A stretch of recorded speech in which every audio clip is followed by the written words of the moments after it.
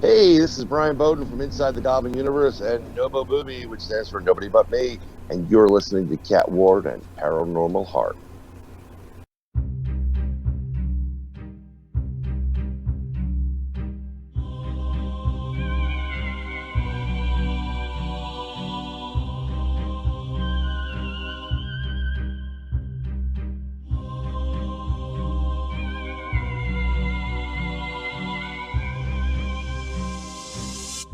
Welcome to Paranormal Heart, a place where people can talk about their paranormal experiences.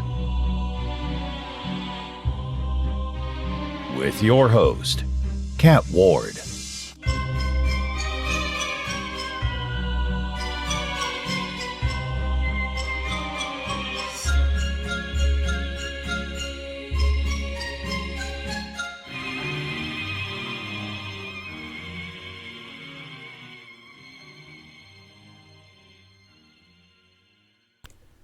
Welcome back, folks, to Paranormal Heart. I'm your host, Cat Ward. You can find new episodes on the second and last Sunday of each month on Podbean, YouTube, FringeRadioNetwork.com, and any place you find podcasts. If you've had paranormal encounters you'd like to share, you can either be a guest on the show, or you can submit them in writing and I'll be happy to narrate your story. 'Tis the season. I'd like to take this opportunity to wish you all a Merry Christmas, Happy Hanukah, or whatever you celebrate this time of year. But the important thing to remember is that we all treat each other with respect and love. So please be kind to one another as well as yourself. Last episode, I mentioned a contest. The day after this episode first airs will be the last day to submit new stories for me to narrate or to send your own story you've read. So hurry and get those stories in. Up for grabs is a one-of-a-kind Paranormal Heart podcast hoodie, a men's size 4X. The winner will be announced on the last episode of the year, which will be December 26th. Winner will be notified via email. Good luck, everyone. On episode 71, my special guest is founder and lead investigator of Ottawa Paranormal Research and Investigations, John Moore. He first became fascinated with the paranormal as a young boy growing up on the east coast of Canada in the province of New Brunswick. He saw his first apparition at the age of 9 while inside the family-owned funeral home. From that moment forward, he's been searching for answers to the many unanswered questions that surround this topic. John has been investigating since 1995, and he built his team based on the concept of paranormal unity, coming together as a community to share knowledge in order to help people in desperate need. His ultimate goal is to use what he's learned in order to help people and share his knowledge with future generations of paranormal investigators. I give you John Moore.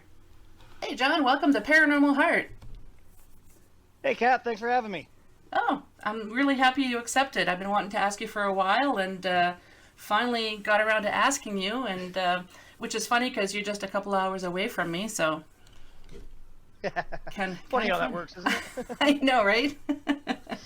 So before we get into the nitty-gritty, why don't you tell the listeners a little bit about yourself? Well, I've been an investigator for over 25 years now. I started on the east coast of Canada. I can't even count how many investigations I've been on, upwards of probably getting close to 700-800 by now. Oh, wow. all across Canada and the U.S., so... Mm-hmm. I strive to get that many under my belt. Would be nice.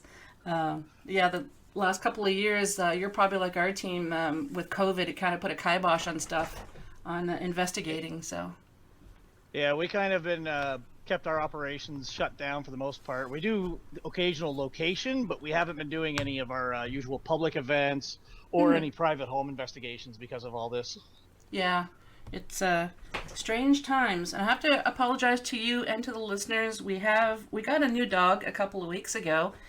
She's a year old, and I have to keep her in here with me, otherwise she's on the other side of the door barking, but she's still kind of making a little bit of noises in here, so I do apologize. That's all right. So I remember a few years ago and I hope you don't mind my bringing this up, I saw an episode, the first season of Paranormal Survivor, and it took me a little bit to realize that the John Moore they were mentioning was actually you, and I remember messaging you saying, "Is that you?" So if you don't mind starting off with that particular encounter. Well, you see, one thing about that is when they did that show, they took a few liberties with editing with it. Yep. The timeline they had was nowhere near when it had actually happened. There was no demon in that case, to be quite honest with you. What that was is it was a disgruntled male spirit that was there. And we ended up calling in a psychic medium to help him cross. Oh, wow. But yeah, no, there was no demon on that case. Okay. Yeah, I've heard. We did catch a number of like male voices and things in the house. Mm-hmm. So that's how we knew what we were dealing with at that point. So. Okay. Can you walk us through a little bit about the case? Well, we were contacted by a woman and her daughter, and the daughter was experiencing things. She said she had a strange man that would touch her inappropriately and things like this all the time. So we came in to check it out. While we were there, we found a number of occult relics and things. Mm-hmm. I had my specialist, Helen Arts, come in. She took a look, and she immediately took one look at the pictures and said, these are like Egyptian shrines and things like that they had up. So, we don't know exactly what they were doing, but the mother says that that's just how they were placed. But we suspect there was more going on than what they were telling us. Yeah. Do you know who placed them? Was it the mother or someone else in the family? It was the mother. Okay. Yeah, we know that it was the mother because the daughter told us that. But at the same time, as I mentioned, like, we have no idea what exactly was going on, and we always felt like they weren't telling us something. Yeah, sometimes it's difficult to get the clients to actually open up. I don't know if they have a fear of us chastising them after, we've asked 1,000 questions, are you sure you haven't done this? Are you sure you haven't done that? And a lot of times I find finally we get, well, yeah, I did. It's like, okay, well, you should have told us that in the beginning. You probably come across that too. Yeah. Well, yeah, we've come across that quite often. I mean, it saves so much time when they're just up front, especially when they call us in to look at something. We're trying to find answers for them. Yeah. And that's very difficult when people aren't being forthcoming with information for us. Exactly. Yeah. So yeah, people, if you're calling an investigative team, please be upfront right from the get-go. It's vital to get all of the pieces of the puzzle as possible so we can try and help. So, yeah. Absolutely. Like, we can't, if we don't know what we're dealing with or what's the possibility of what's brought it in, then it's almost impossible for us to even do anything. Yeah. At that point, we're just sitting around in a dark room. Yeah. Talking to yourselves. Yeah, pretty well. Yeah, exactly. So I know you're from the same province as I am, New Brunswick. You're from the northern part, and did you have experiences since you were a kid, like a lot of us investigators who started this? Or was it a fascination that got you into it?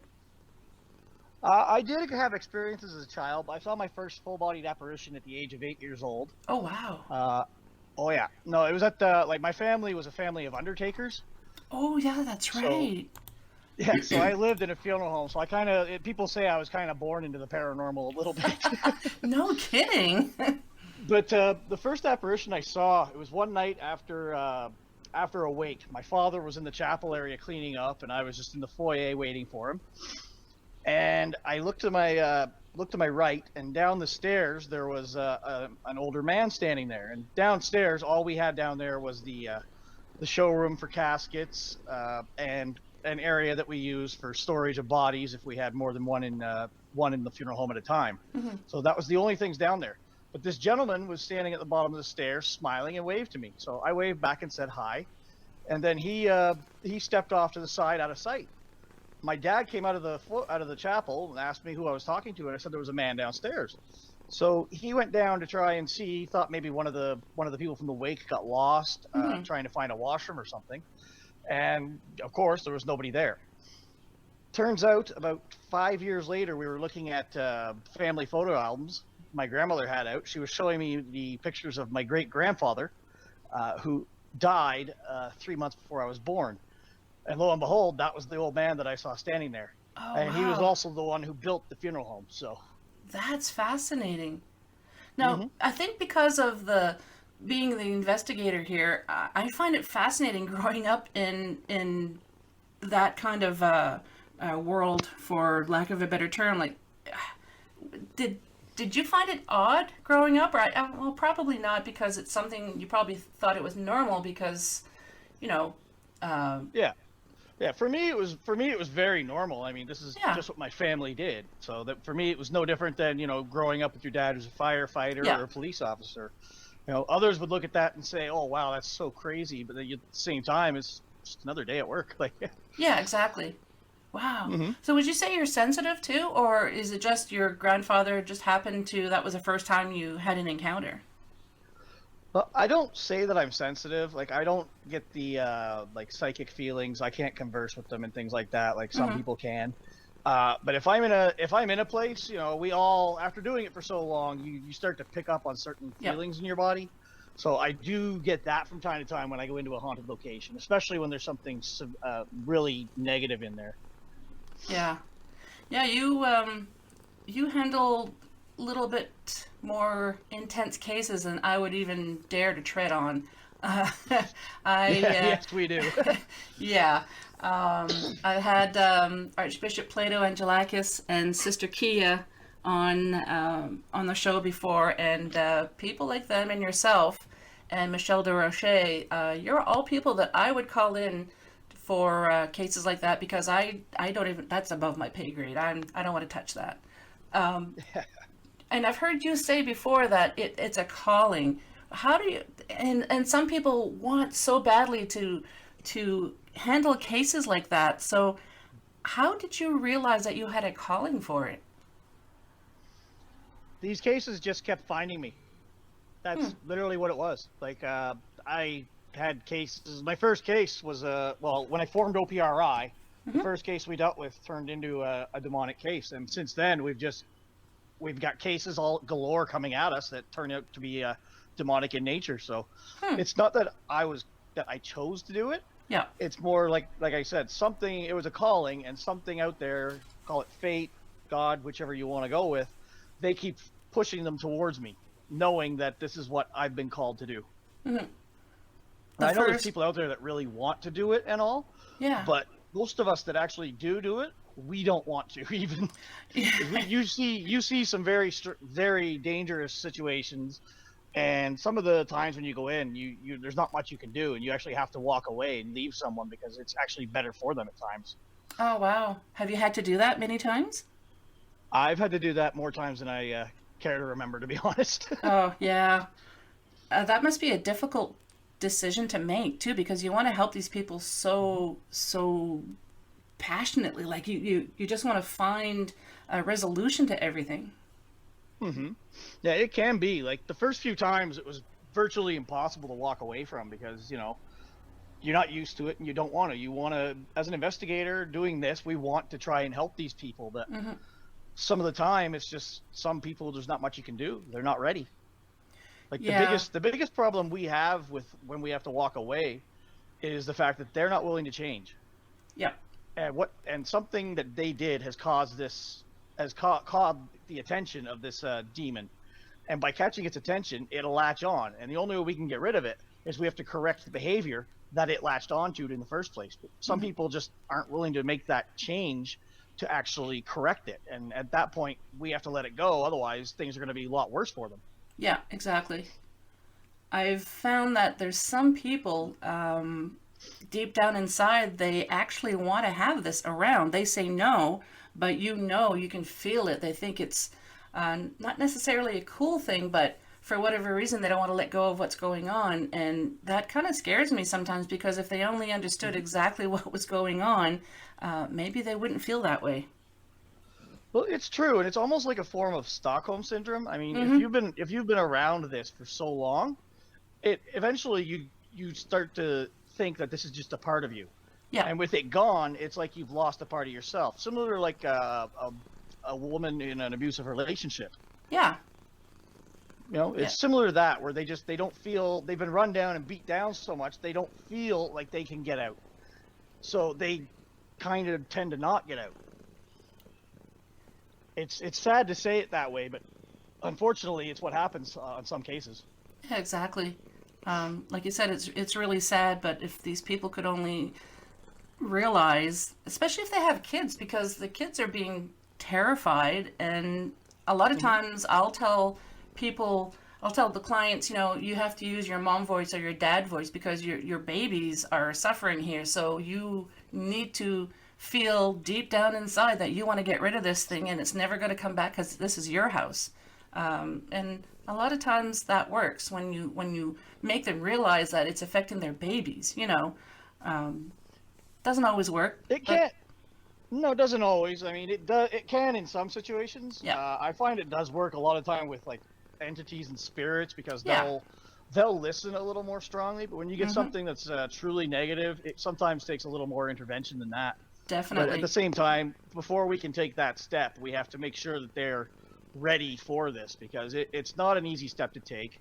It can be very dangerous, and it can even be very taxing on the family and the people. But not only that, it's very dangerous for my team and our people as well, because we're putting ourselves in harm's way to do these things. And if it's just gonna be that we're gonna be back there every 6 months because they're not willing to make the difference, then it's really not very good for anyone to bother wasting time with. Yep. Have you ever, you've probably had this question asked you 1,000 times, but have you ever had anything follow you home?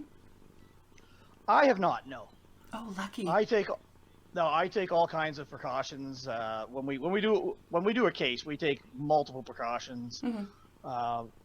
Like the whole team will work together on this, despite whatever everybody's individual beliefs are. And as a team, we actually are stronger. So we'll take a lot of precautions that way. And then when I get home, I actually have Bishop Angelakis periodically come by for a barbecue, and we'll bless the house at the same time. You know, nice. Nothing like burgers and a blessing to a Saturday afternoon, right? Oh, I love that. Burgers and blessings. Maybe that's what I'll call this episode, Burgers and Blessings. There we go. That's if awesome. If Plato and I ever open up a restaurant, since Burger Priest is taken, we may go with Burgers and Blessings. But I love it. You got to do it. That's awesome. So, can you walk us through what some of the precautions that you take? Generally, we'll get together as a team, and everyone will stand. We'll just be in a circle, and I'll say the St. Michael prayer.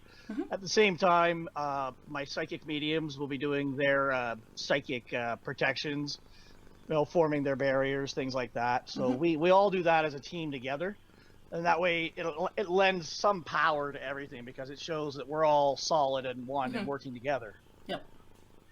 So, and then at the end, we'll do the same, but we'll do a prayer that is given to me, depending on the situation. I've got a few, but usually we'll do St. Michael, and we'll give the entities an order that they are that go where they're supposed to go, things like that they're not allowed to follow any of us. So there are precautions like that we take. We also all carry like protective items with us when we go.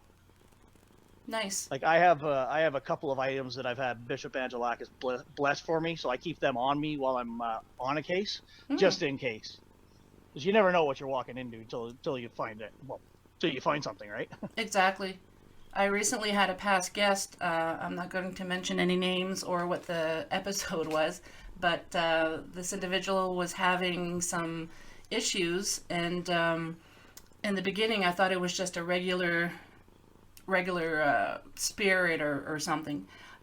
So I told this individual, sage, tell it to leave, it's your house, etc., etc. Things started escalating, and I had to actually call Archbishop Plato and a few other people to help with this, remotely, of course. But in the beginning, you don't really know what you're going into, because it could be just a regular person who passed, or and then you start digging a little deeper, then it's like, oh crap, I need to call in the cavalry. Yeah, no, we see that a lot. Like a lot of cases that come to me are actually sent by other investigation teams, Yep.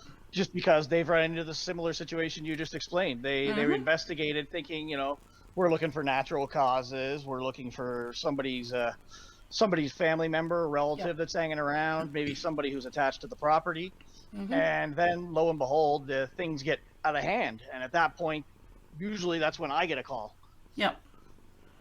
Yeah, because the more negative entities, I'm gonna use the word entities for lack of a better term, just because it could be demons, it could be anything that's extremely negative, but um, they're very good at hiding. So in the beginning, like you said, you don't know what you're walking into, and then all of a sudden, yeah, it's Yeah, some nasties. all of a sudden everything goes crazy, right? Yeah, goes to hell Yeah, in a no, handbasket. we yeah, no, we've run into that a few times, especially as you said, they like to hide. Like they don't like us coming in because they have knowledge of the unknown, and when I show Yep. up, they know what I'm there for. They know who Mhm. I am, Yep. and they know like who's coming behind me with regards to Bishop Plato Yep. or my shamanic friend Leslie or any of the number of energy workers like Brett that I work with. Mhm. But any of these entities would know that, and they would try to hide. That way, it's like we don't want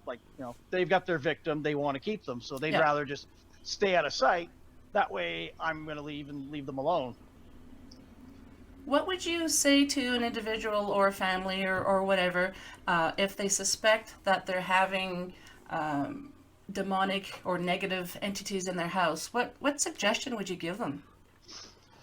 Honestly, the best thing to do in that situation is actually to call in an investigation team and get some confirmation of what's happening. Like I always tell, like I have when the teams call me, the first thing I say is, "Was there any activity there?" Because without actual activity, there's a good chance that there's just something natural, and there's no sense in sending in a dozen priests when you need an Yeah. electrician to fix a ground wire, right? Exactly. Or I mean, the they can go circuit in, do breaker's bad. exorcisms. Yeah, they can pray, they can do exorcisms, they can do whatever they want. Mhm. But if it turns out that it's a broken ground wire, Yeah. that's not going to do any good, right? Exactly. Yeah. And that's why we do base readings before we start the investigation. Just to see what wires are going to be affecting our equipment, and it gives us a good idea. Yep, that's one of the best ways to do it. Go in, see if you can find any natural causes before you even think of anything supernatural. Exactly. Yeah. Yeah. Because I have come across people, and you probably have too, that everything that goes bump in the night is paranormal, but it's not necessarily. It's just you have a bad, I don't know, circuit breaker, like I said earlier, that's just bleeding a lot of EMF. Yep. Even your what's that called? Your modem for your computer. Gives out a lot of EMF. A lot of people don't realize that, and we've found that on a few investigations as well, where they say this is the area that we have the most activity, and come to find out that's where the box is. So. Yeah, we see that a lot. Like we had one individual, he kept having episodes in the kitchen. Turns out the wiring, just the hot water heater just behind him was poorly wired, and the pipes that run underneath the floor they were giving off like 40 readings of 40, 50 on the EMF meter. So that's all it was. Yeah. Yeah, and not to tell people that it's all natural causes. There is an explanation. A lot of times it is paranormal, but you have to kind of do trial and error and see exactly what's going on before you go in, until you can actually figure out what's going on. Exactly. Like you have to look for the natural first. Otherwise, like I said, we'd just be running around like we did in the 1800s, where people were getting burned at the stake for being witches. Yeah, exactly. Thinking that take your picture with a camera, you stole my soul, like that kind of stuff. Yeah. So we have to look for those. Like the best paranormal investigators are the ones that just will do their best to disprove even their own evidence. Mm-hmm. Because that way, you're actually getting people that care about what they're doing, and they're going to try and find reasonable explanations for everything. Yep. Exactly. I've said countless times that I'm a huge believer, but I'm also a huge skeptic too. Just because I'm getting activity on various devices doesn't mean that, it's a spirit. I want to know, why am I getting this activity? Yeah. And the other thing to remember too is a lot of the equipment we have it's designed for other uses, and we've modified some of these for paranormal research.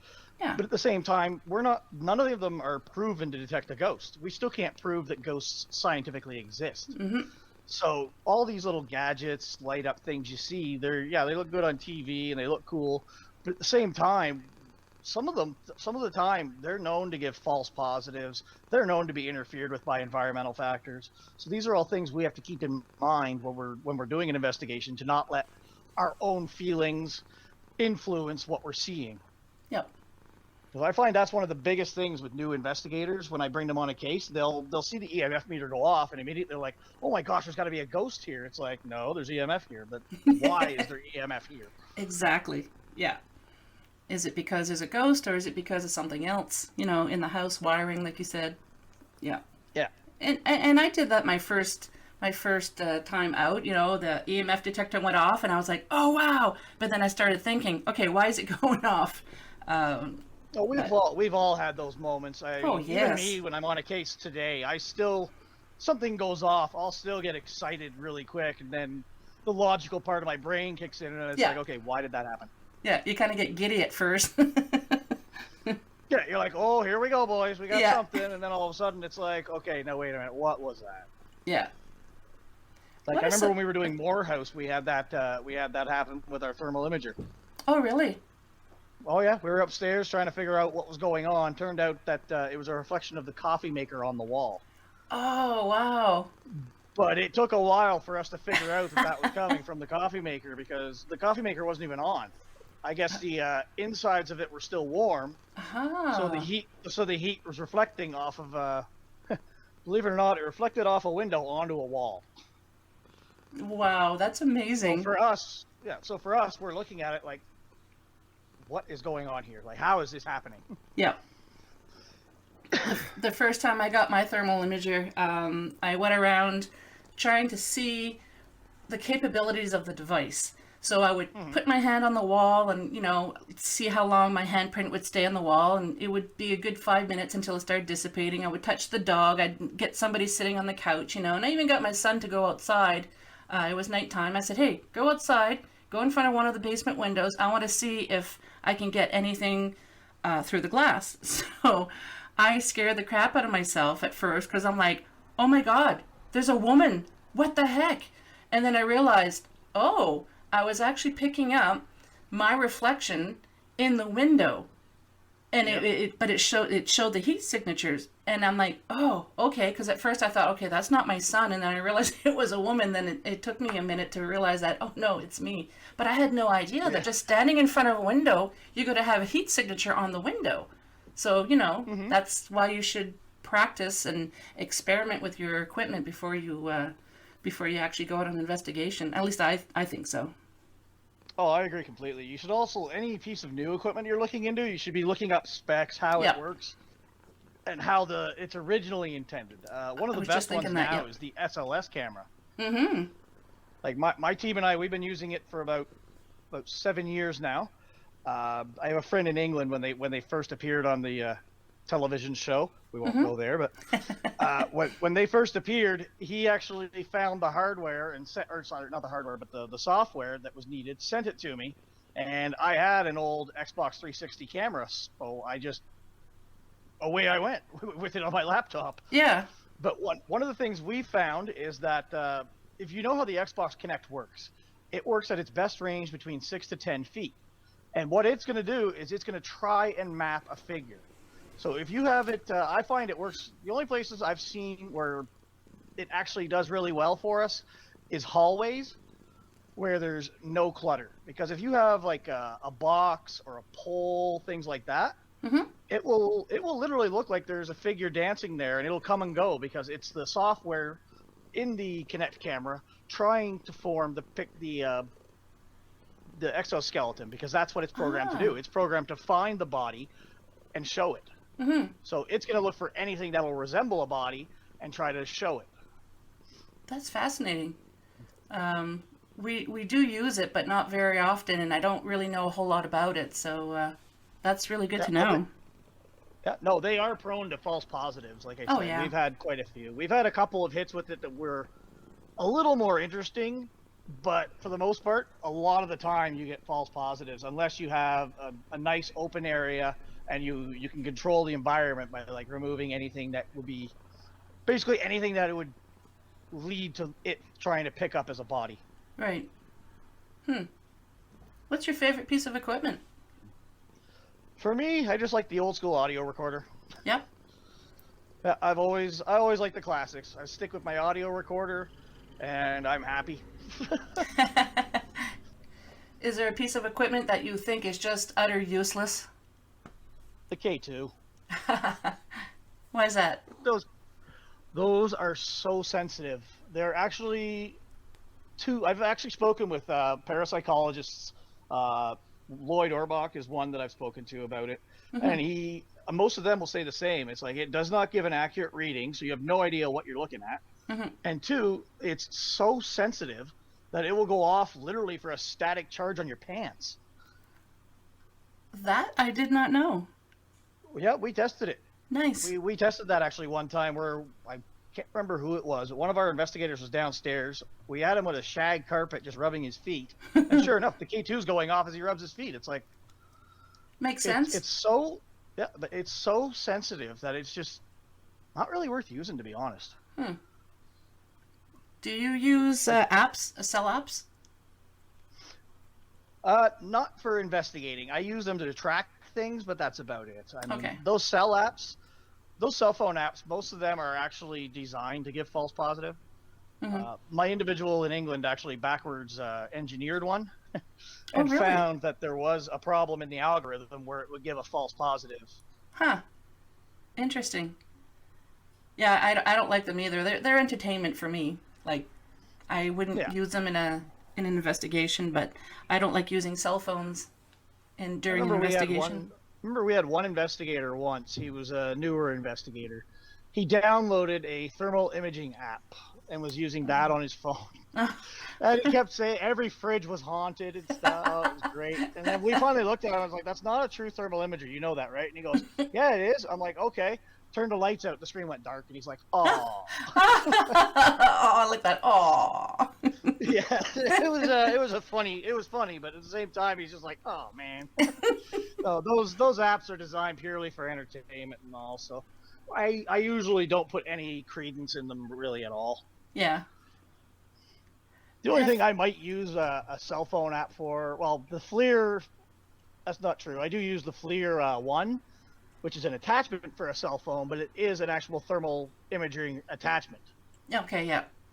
So that's a little bit different than, like say, I'm not even sure what they have out there nowadays.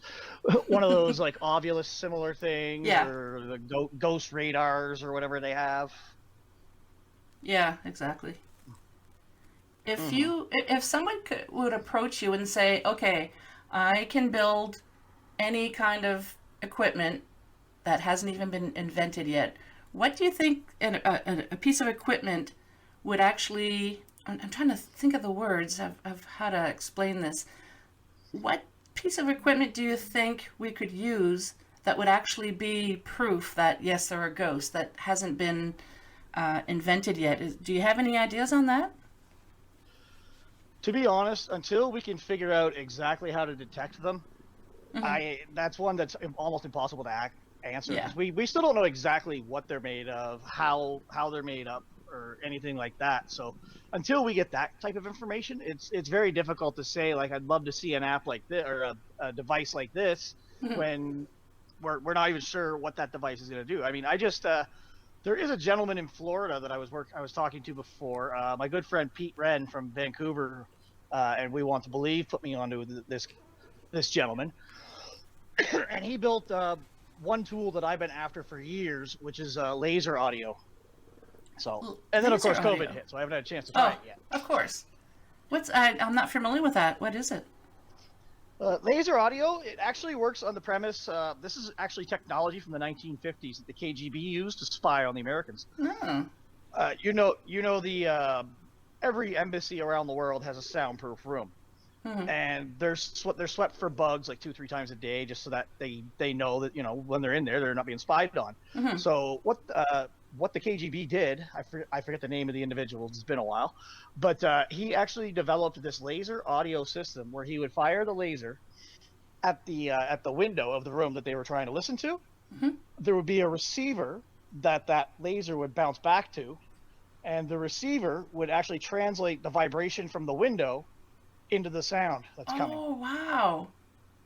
Yeah, That's so fascinating. that's one tool we've finally got hold of now. So I'm looking to put that in a haunted location.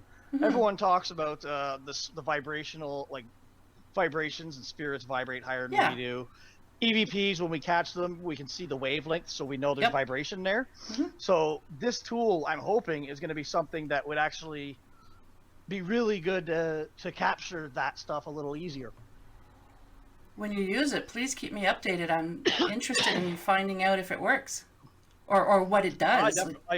That's amazing. I definitely will if next time we actually can get out. As I said, it came in. I was starting to figure out how to work with it and all. That's when COVID hit. So it's like, COVID kind of put a kibosh on everything for a little while. Yeah, no kidding.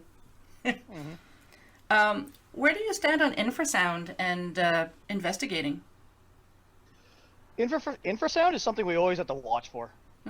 I mean, it's a proven fact that causes the vibration in your eye that can cause you to see things and all that. So yeah, it's definitely a factor you got to watch for, and it is really hard sometimes to pick up. Like usually, if we're looking for infrasound, when we go to our EVPs, I'll actually use what's known as spectral analysis, and it'll show me the hertz level of all the signals and sounds in there. So if there is infrasound, I'll actually see it on the spectral analysis.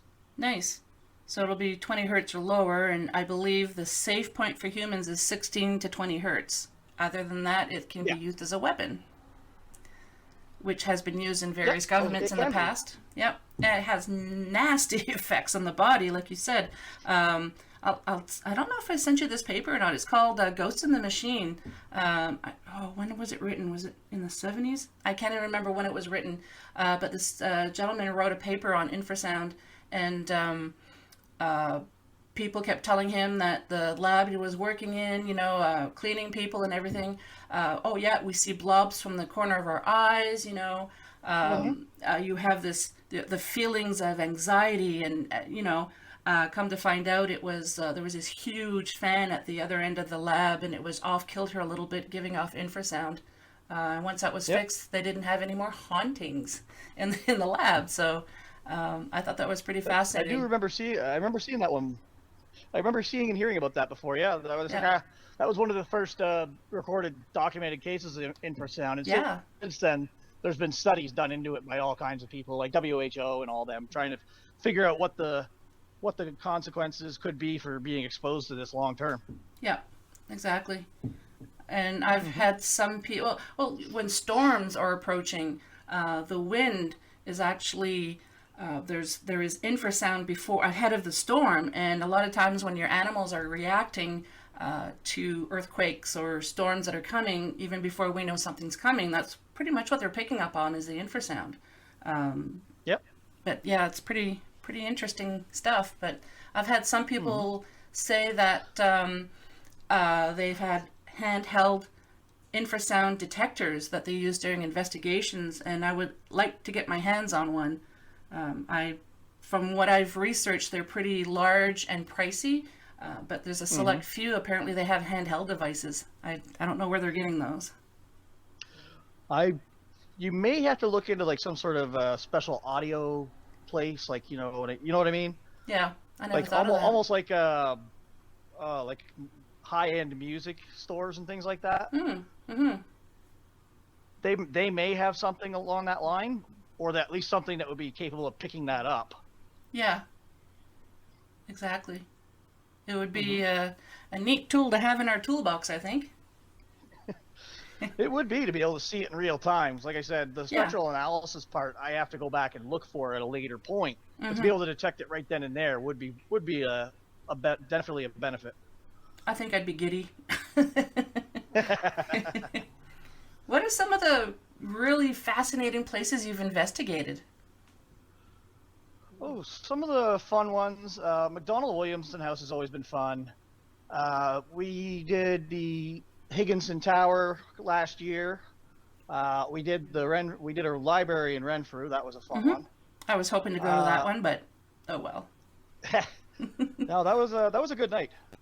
The Courtyard Restaurant here in Ottawa actually was a really, really crazy night. We had all kinds of things going on that night. It was just absolute insanity. Can you tell us some of the things that were happening? I can't say too much because that's Okay. actually been filmed for the show, so I can't really gotcha. say that one. That's why I asked, can you? Totally get it. Yeah, tell us about the show. Well, the show is called Into the Haunting. Right now, we're still in pre-production. The guys have the 3 episodes that we're putting together. We're kind of breaking for the holidays, obviously.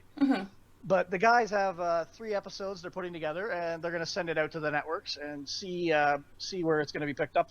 Nice. We are building it based for a streaming platform, so we'll see what happens. Good luck. Yeah, I hope Thank you. hope it becomes successful. Well, so do we. And one of the things we want to do with this, we want to dispel some of the myths that people see in the paranormal world. You know, like where everyone's like, "Oh, what was that?" Yeah. You know, everybody walks around in black tight T-shirts. Everything's a demon. People get possessed all the time. We want to try to dispel some of those. Yeah. It's one of the things I'm told the most when I go on a case is like, this is nothing like what I've seen on TV. So we wanted to show people that side of it so that they see, like, yeah, what you're seeing on television, it's not how we actually operate. This is how we operate. I'm glad these TV shows were first started because it's given people like us, it's not so much of a big taboo, scary topic anymore. You're not looked at with like you have 3 heads when you say, yeah, I'm into ghosts. But with that being said, I find it's really refreshing to know that there's so many more people out there that are wanting to have shows like this to show what exactly it's like. Because there's nothing more frustrating for me than when I'm watching a show like that and they say, did you see that? No, the camera was on your face. I saw nothing. It is entertainment. You know, they do have a business and I totally understand it. And I do enjoy watching those shows. But like I said, it's refreshing to know more and more people are wanting to show viewers exactly what goes on behind a real investigation. And more people are embracing it too, I find. This is true, but it's also a double-edged sword. Because we're finding a lot of other people that want to get involved. And then we're seeing evidence that it's like they'll, monkey see, monkey do. You see it on TV, they want to do it. Like our parents told us not to do as a kid, right? Yeah. But you see a lot of investigators coming out, and all they know is what they've seen on TV, and they don't bother to do the research to look into why people do these things. They don't look into why we take EMF readings. Why are we looking for these noises? Like they don't bother to look into that, and at that point, it's just everything's a ghost, and you start seeing, and it starts watering down some of the evidence that's coming out. And it's also gotten a lot of fraudsters, like we've got all these people that are just, hey, look, I've got this video, and it's obviously been faked, but they're doing it just for either notoriety or fame. So we're seeing that. So it was good to see, as you said, it brought it out into the light. People are more open to it now. We don't have to hide in the shadows doing what we do. But at the same time, it also made a lot of these frauds and hoaxers a little more bold as well, and people are giving them a little more credit because you're a ghost hunter, so now it's acceptable. So they're using that to try and capitalize, and it's kind of making pulling the rest of us down with it. Very true. I totally believe in karma, so they'll get theirs eventually. This is true. Yeah. But yeah, it is I don't even, when people send me videos and photos and ask me what I think, I don't even reply anymore because I remember I had sent you a photo a few years ago. I already knew what it was, but I wanted to get your input because this friend of mine was convinced she got orbs. And No, it wasn't. They were all sitting outside. It was summertime, and it was just a flash of light that came from something. And you confirmed the exact same thing that I thought it was. And I remember that. Yep. One. It was actually a lens flare. yeah, yeah. And when I told my friend what I I said I consulted a friend who I wanted to see what they were going to say as well. My friend didn't want to take that for an answer. She said, "Nope, I got something." I'm like, well, "Okay, well, why'd you ask my opinion if you're not gonna, like, if you think you got a ghost, whatever." So I don't even reply to those anymore. See, I still do. If somebody sends me something, I will take a look. Sometimes I get so many. Sometimes I may not reply to all of them. Yeah. But there are I try to get back to as many as I can. And most of the time, it's lens flare, dust, something along those lines. Could even be a speck of hair, hanging off your camera lens or something. Yeah.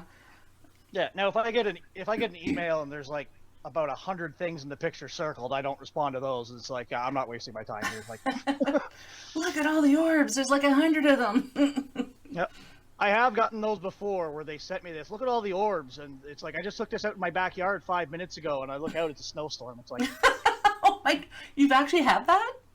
I've had that, and I told them that's the light reflecting off snow. Yeah. Like, no, it's a whole bunch of ghosts in my backyard. I'm like, it's friggin' snowing right now. What are you talking about? Yeah.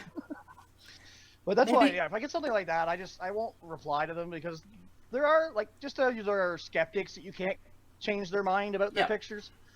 Like, you'll never convince them. They could be standing there and Slimer could come right through the wall and slime them, and they'd still be saying, "No, it wasn't real." Yeah, exactly. Then you got on the other side where no matter how many times and how much you prove to these people that this is a natural phenomenon, this is not a spirit, they'll just refuse to listen, and they will just keep saying, "No, I caught a ghost." Yeah. Actually, no, you haven't, but whatever. Good luck with that. Yeah. Oh, hey, maybe snow is ghost. Maybe there's just a whole bunch of ghosts. It's ghost dandruff. Could be. So, if somebody needs some head and shoulders, that's all that is. Right. Oh, I like that. What? Burgers and blessings. Special Burgers and shutdown. blessings to head and shoulders. Ghost Yeah. Ghosts get dandruff too. Oh. Oh, Lord. If you're able to go anywhere in the world, money's not an issue, where would you love to go investigate? Believe it or not, I would love to go back to my family funeral home and investigate that. Nice. That has been one of my all-time dreams, and we're hoping we might be able to do it next summer. So I'm keeping my fingers crossed that works. Yeah. Oh, I really hope it happens. Oh, so do I.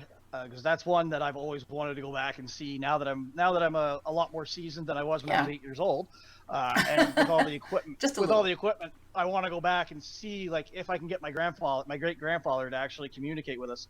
Because I don't think anyone's actually ever done it, where it's an investigator going in, but it's their family that is known to haunt. Yeah.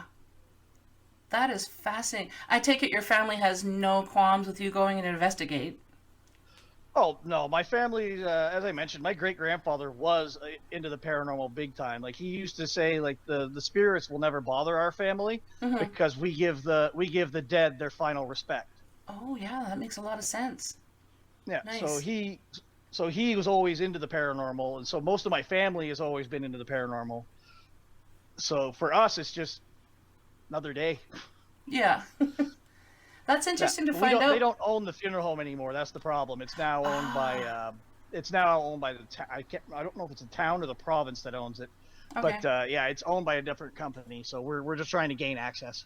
Yeah. Oh, good luck. I really hope you get to go. So do we. I love finding out backgrounds like that. Like your family has always been involved in stuff like that, and oh my, I can picture him he's Canadian. Ghostbusters. Oh my God, I can't remember his name. Dan Aykroyd? Yes, thank you. Yeah.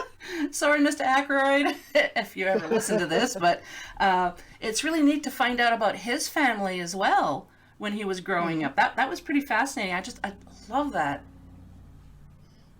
Yeah, I know. And the story with him, I remember that he actually had parapsychologists that he would talk to and such. Like that was that's something that I found just amazing to be able to do. Yeah, and apparently his grandfather used to have something that resembled a proton pack. So it's just like, really? That's pretty cool too. Yeah. Yeah. I don't know. I don't remember what the purpose of that pack was. I don't remember. I just remember him saying that he had something that kind of inspired him to put that in the movie. So that I thought that was pretty cool. Nice. Yeah. So, have you ever been scared senseless during an investigation? Not by anything paranormal. Ah, great answer. Ooh, I like that. No, not by anything paranormal. I mean, the most frightened I got, they got it on camera too. It became one of the biggest laughing points for the team. We were investigating at a house out Lanark way past Perth and Alt, and we had this watch, and it was a busted watch, and the alarm kept going off. So every 5 minutes, somebody would have to go over and turn it off. Mm-hmm. So I was trying to figure out how to turn this thing off permanently. And I turn around, and there was a picture window right there. So I turned around, and all I see is like at eye level, two glowing eyes. So I let out one heck of a scream, it startled me. I didn't expect it. So you hear me scream. The guys upstairs caught me screaming. And they're like, "What was that?" And then you hear me going, "Stupid cat!" That's awesome. Yeah, the cat had climbed up the outside of the screen window and was like above my head, and just staring in at me when I turned around. It just freaked me right out for a second until I realized it's a cat, and I'm like, "You little bastard!" Like, yeah, right. And you actually hear me on camera saying that, and all the guys are just upstairs laughing their heads off on camera. That's funny. Teams should probably put bloopers together and release that to the public sometimes. Some of the things are just so funny. We've left some of them right in the show. Nice. Yeah, we left some of them right in the show just to show the lighter side. Like, yeah. One thing I can tell you, we've done this a few times because everyone's heard me say that I would do this if I ever did a show. Where we'd be standing in the middle of a room. All of a sudden, it's like, "Shh, did you hear that?" "No, I didn't hear anything either." So we did that a few times just for fun, just to play with it, you know. Yeah. If you're not having fun, why are we doing it, right? Yeah. And like I said, we want to show people what it's really like, and what it's really like is, some people, when we're out there, we're having some fun with it. Yeah, well, crack jokes. You know, I've had listeners send me messages saying you're laughing too much on when you're talking about paranormal because it's serious. Well, yeah, but we can also have some fun. We do have extremely serious times during investigations, but we also have a lot of fun. We break into songs sometimes, you know. Someone will mention part of it. Go ahead. Part of it too is, when we're trying to interact with these things, a lot of the time you want to interact with them like you would just anyone else naturally. Like, they're people too. Yeah, so exactly. Why would somebody want to sit there and interact with a bunch of people that are just being so serious? Like, I'm not going near them. Or are you going to want to go interact with the happy-go-lucky crowd that's having a great time laughing around? We have to have T-shirts that say "Ghosts are people too." I may have I'll put an Into the Haunting logo on them. It's probably been used already, but I don't know. It's just funny. It wouldn't surprise me, to be honest. Yeah. A lot of funny people out there. I haven't really come across too many paranormal investigators who weren't or who were extremely serious people. You know, we're all kind of quirky and crazy and like to laugh, make jokes, and play practical jokes on each other sometimes during investigations, you know, just to see the reaction. Oh, yeah. But well, especially when you got a really quiet night, you want to do something to liven it up, keep yourself awake, right? Yeah. I remember we did one. We had a podcast crew with us. We were at the McDonald Williamson house. It was a really quiet night that night. Activity wasn't really happening, and the podcast crew was really freaking out. Like, they were a bunch of 20-year-olds. They were all really nervous and scared. Yeah. So, excuse me. So they went downstairs with two of my two of my investigators. I think it was Julie and Shelby. So they're downstairs with them, and I remember sitting at the counter at the base camp with Daryl, staring at the DVR, and Daryl saying, "Those guys look like if you just made one little sound, they would freaking lose it." So he's like, "I wish I had a marble or something to throw down the stairs." This is an old wooden house. They're in the basement, so the people that own the place, or the people that run the place, were actually like, "We got some rubber balls over there on the counter." It's like, Oh, no way. Daryl and I just looked at each other with like this look, too, like Dennis the Menace look at each other like, "Oh, It's on." Yeah. So we ended up rolling one down, and all I hear on the radio is, "John, this is Julie. Did you guys just roll something down the stairs?" I'm like, "No, negative, Julie. We didn't hear anything up here." She's like, "All right, we're gonna go check it out." And she gets over there, and on the DVR we could see them jump, and Daryl's trying not to laugh as I'm talking to them. And she gets over to the bottom of the stairs. She's like, "Legitimately, there's a ball down here. You guys didn't throw this down." I'm like, "Where do we get a rubber ball from?" Yeah. I'm like, "What are you talking about?" So she's like, "You better come take a look." So I start down the stairs. I make it about 3/4 of the way down. I come down, and there's Shelby, who's a smaller girl, Julie, who's rather short, and then there's these 3 podcast guys that are like losing their crap. One of these guys looks like a bodybuilder, and they're all trying to hold their iPods and things to see, but at the same time trying to hide. And I just lost it on the stairs, and Julie's like, "Yeah, you did that, didn't you?" As soon as I lost it, Daryl from upstairs just went off, and they're like, "Oh, you guys are jerks." Playing with normals. Yeah. Oh, yeah. But it was just so funny to come down and see these podcast guys trying to hide, but they wanted to get the shot. At the same time, these two smaller girls are standing there looking at them like, "What the heck are you guys doing?" Yeah, right. That's funny. Oh, yeah. So, folks, this is just, I love this because this shows the lighter side of paranormal investigating. It's not always serious. It's not always demons. We do have fun. And I find when the team is in good spirits, good spirits, yeah. When we're in a... that No pun wasn't that. intended. Yeah, I know. when we're happy and cracking jokes, I find a lot of times most of the time we get better hits investigating, and we've been fortunate enough that I've never encountered anything negative, and I think it's because the laughing and the vibrations and what it's just if you're not in the right mental state, do not investigate. I firmly believe in that because you are going to attract a lot of negative things, or you could potentially. But no, I find when we're cracking jokes and stuff like that, we get easier hits, more hits. Yeah, no, I'd agree with that as well. But it's like I said before, would you, if you're somewhere, would you rather interact with the happy crowd that's having fun, or the serious crowd that just looks like they don't want to be there? Yeah, exactly. So that's a good way to put it. I mean, most people that are, I have seen some investigators that take it incredibly seriously. Mm-hmm. But the problem is they usually end up either burning themselves out or just alienating themselves to the point where nobody wants to work with them. Yeah. I never thought of that. Yeah, now that you say that, I have noticed that too. Yeah. I mean, most teams, like I said, like you've seen, most teams, they're out there, they're having fun, they're just laughing around.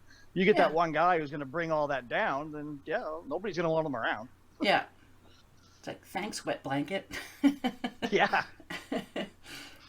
Being from New Brunswick, where are some of the because I can relate to New Brunswick, obviously, where are some of the places that you've been that you've always wanted to go and you're like, yes, I finally investigated? The St. Andrews Jail was a good one. Oh, I'd love to go there. That one was really good. There was a lot of activity in that place that night we were there. Yeah. We do have plans to go to Hospital Island out there, although really? a lot of people, part of my team is actually afraid of this place. Why? I don't know. I don't know too much about it. Well, Hospital Island, if you remember the potato famine when the Irish immigrants were coming across, if they checked them before they came on land to see if they had scurvy. Mm-hmm. And if they had scurvy, they were sent to one island where if they didn't, they were allowed to come ashore. That island was Hospital Island. Okay. There are, I believe it was like almost 3,000 bodies that have been found there so far. Holy cow. The island itself is only like 1 acre. Like you can see it from land when you're there, and nothing grows on it. It's completely barren. Anyone who steps foot on it has either lost their mind or died tragically. Oh. That's why the house is half built. The last people that bought it started building their house on the island because they said they didn't believe in superstition and all that. Local farmers and fishermen local fishermen and boaters won't even go near it. But Wow. they started building their house.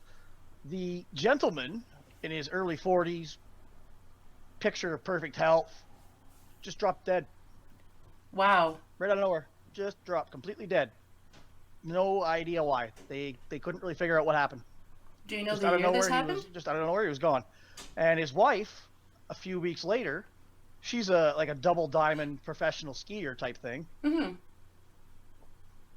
Ended up hitting a tree on a family hill. No. Died instantly.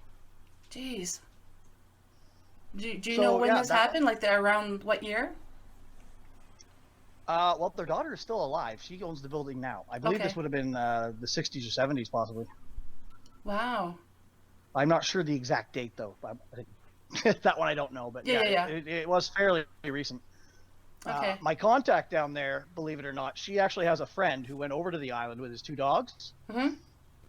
And he was just playing. I mean, like I said, you can see one end of the island to the other. I can see the entire island from shore, from the Irish immigrant memorial that's on the shore. You can see the whole island. You can see one side to the other. It's so small. But his 2 dogs went out there with him, and one of his dogs just vanished into thin air. Whoa. No idea where it went. Huh. Didn't find a body. Didn't find anything. Just the dog was gone. They never did find it. So, and then about 6 months later, he ended up committing suicide. Jeez. I don't blame your team not wanting to go there. Yeah. It's like, No, the team is I quite really scared. wanna- The team is quite scared, and yeah, no. Some of my loved ones even have looked at me and they're like, "Yeah, no, you're not. We don't want you to go. We don't think this is a good idea." It's like, Yeah, no kidding. no. Yeah. Part of me wants. I do intend to go, but when I do, I've already made sure that I'm gonna have Plato with me. Leslie's gonna be with me. Yep. That was part of the condition for going, is we have to make sure we have all of our heavy hitters with us when we Yeah. go, just in case. Is that Leslie Hart? Yep. Okay. Nice. Yeah, I was going to say, part of me hopes that you go just so we can find out, but part of me is like, please don't go, John. I get that from everyone. It's like, Yeah.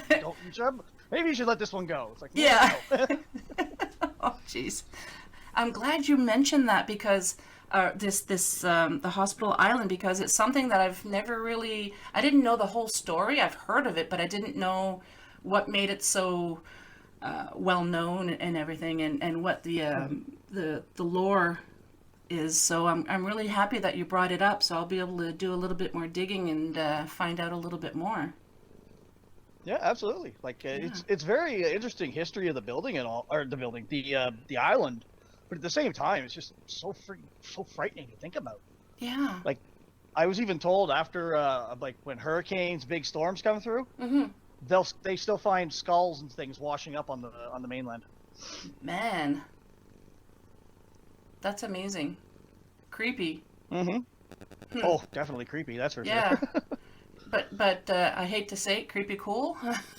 Yeah. In a morbid sense. Yeah. Sure. Wow. I feel sorry for the there's an RV park right there as well on the edge of shore? the water. Oh, Yeah, on the shore. No. Yeah, Wonder and how they're many- elevated so they can probably see it. And I've heard rumors from people, nobody would come right out and say it, but when they're there at the RVs, they can actually hear the cries of anguish and all that coming from the island. Wow. That I didn't know. I have a family member and her then boyfriend were living in St. Andrews quite a few years ago.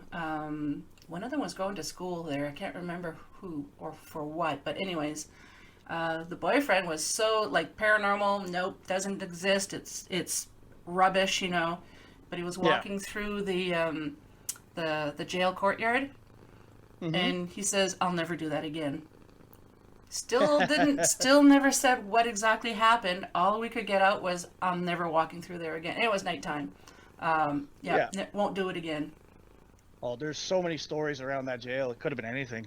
Oh yeah, exactly. Because I think that jail was the last hanging in New Brunswick. Yes. Yes. Okay.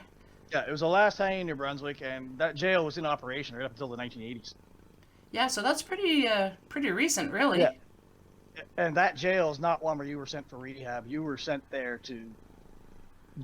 when you're sent there to be punished. Yeah. Like, to walk into one of those cells, I have to turn sideways. The doors are so small. Oh, wow. Yeah, like the doors are maybe 1.5 feet, maybe 2 feet wide, if that, but they are incredibly tiny cell doors. And there's no windows. The back of it is just a slit in the, like 6 feet or 3 feet of concrete. So it is incredibly cold in there. I can just imagine what it must have been like to be in there, like in jail in there. Especially during the winter time. Yeah, exactly. Wow. I hear I can't remember the name of the hotel that's there too. I hear that's haunted as well. Yep, the Algonquin Hotel. Yes, thank you. That's supposedly haunted by the ghost of a night watchman. From the jail? Sure. Not from the jail. No, it's a night watchman from the building of the Algonquin Hotel, actually. Okay. Yeah, that's a place I would like to go. I just want to go to St. Andrews. I haven't been there in forever, and those are the two places I would like to check out someday. I definitely am with that one, as well as Minister's Island. Oh, totally forgot about that. Yeah, no, I was talking to some people there, and they said workers, they won't spend the night. Oh, wow. Can you tell the listeners Sorry, can you tell the listeners about that island? Well, Minister's Island is an island just off St. Andrews, actually, and the only way to reach it is during low tide. They've put up a bit of a causeway that you can drive across, so you actually drive across the ocean floor to get to Minister's Island. And this is where a very influential gentleman was there. He built the island, everything on it, and basically, it's his family's ancestral home. Now, when you're there, you can see like the old bathhouse, which is basically stone carved out, and it's filled with water from the ocean when it comes in. But yeah, if you don't leave there before high tide, you have to stay on the island until low tide comes again. Oh. And some of the people there were telling me, like, some of their workers, like, they'd be there working, and they'd say, "Oh, we're just going to stay the night. We're not worried about it." And they would stay, and the next day they would come, and as soon as the low tide came, they were gone, and they never came back. Yeah, nobody's ever really spoken about I haven't heard any actual stories about what they saw, but it was something well enough to scare some people away, and a lot of the employees that are there say they get uncomfortable feelings in a lot of areas of the house. Yeah. Wow. That would be another interesting place to check. So many there's so many places on the East Coast that I would just love to go investigate. Absolutely. Yeah. I think mainly because I'm from the East Coast, so that could be one of the reasons. Oh yeah, you always want to go back home and see what you can find, right? Exactly. Yeah, we went home last summer. I hadn't been home in 11 years, so. But I didn't get I didn't get a chance to check out any places. I drove by Rebecca's grave, been there several times as a teenager, which is kind of funny. But yeah, it's lots of interesting places down east. That's for sure. But you got to think, it was one of the first areas of Canada to be settled. So yeah, exactly. Yeah, so it's going to have a lot of history in there. So yeah, for sure. Well, John, before we sign off, why don't you tell the listeners where they can find you? Certainly. You can find me at my website, www.ottawaparanormal.com. We're also on Facebook, Instagram, Twitter, all the usuals under the Ottawa Paranormal tag. or you can find links to it on the actual website. Or you can find also the show Into the Haunting and get updates when we're out investigating. We sometimes put some behind the scenes live videos and things. So there's always some cool stuff there for people to see when we're in action. Yeah, I see you on Facebook sometimes with little walking through places. Yep, no, that's usually our opening we're doing. yeah. I think that's neat. I like how you share that. Mm-hmm. And I can't wait for. Well, like I said, we want people to see. We want people to see. Like, that's the only part of it that's actually partially scripted, where we go and we give the history and things like that during our pre-investigation stuff. Yeah. But as far as scripted, it's just it's history. It's fact. It's something that's, people know. Yeah. Yeah. Yeah, it's a bit of that and a bit of the background of where we're at. That's about all we give on those. But I mean, you have to give those that way. There's no way around it, right? Well, exactly. Mm-hmm. Well, thank you very much, John. I really appreciate this. And as usual, listeners, I'll be having the links to the places that you can find John, so you don't have to try and Google and try and find everything. That will be attached to the show notes, so it'll be easier for you to find. So again, thank you so much, John. If you do go to that island, keep me posted and please be safe. I will, and if if I don't come back, just try again with an EVP recorder. Yeah, that's what I plan on doing. Alrighty. Take Thanks care. for having me, Kat. Anytime. Thank you. No problem. We'll talk to you guys later.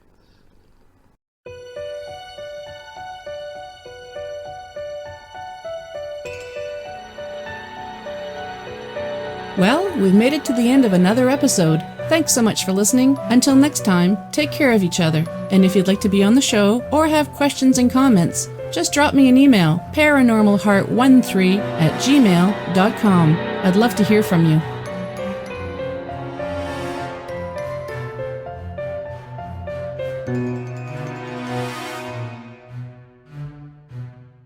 Paranormal Heart would like to extend a special thank you to PurplePlanet.com for supplying the music for the show. The views and opinions expressed on Paranormal Heart are those of the host and participants.